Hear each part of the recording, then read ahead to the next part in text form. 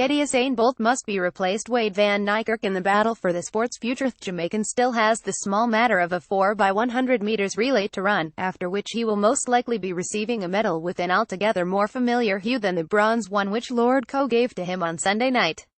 But Bolt's career as a sprinter is essentially done, and at his final medal ceremony there was a chilling reminder of the challenge athletics faces in its battle to remain relevant and popular. As predictable as the roof-lifting reception for Bolt's bronze was the booing for Justin Gatlin's gold, the London crowd refusing to forgive and forget the Americans' two failed drugs tests. Tuesday, August 1, 2017, eighth $4,000 individual $4,000 relay. Perhaps the jeering would not have been so vociferous had Gatlin not ruined the retirement party, but nevertheless the problem remains. The race-going fans don't like dopers and the wider public believe there are far more undiscovered. The sight of Jessica Ennis-Hill, 8 months pregnant and less than a year retired, picking up a gold medal she would have won 7 years ago but for the chemical enhancement of Tatiana Ternova was a happy one, but had some sinister overtones. The reallocation of medals is something the sport is loath to do, but the alternative is to leave the record books, like those that detail the Tour de France, filled with redacted names and championships. Both cycling and athletics are suffering the same crisis in public confidence, with the Team Sky 2 debacle undercutting everything that organization has done to promote clean sport.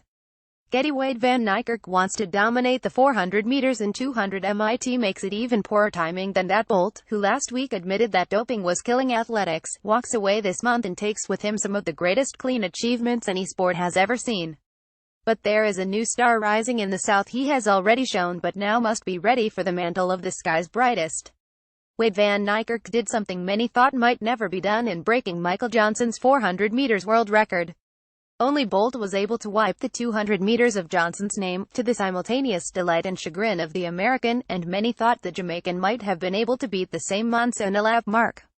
However, Bolt was not a fan of the training regime required to build up the speed endurance required in the 400 and chose to stick to the shorter sprint double.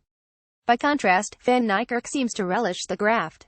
He is planning to race 6 times in 6 days at London 2017 in pursuit of a rare 200 meters 400 meters double, an achievement that would not match but very much burnish his 43.03 record run.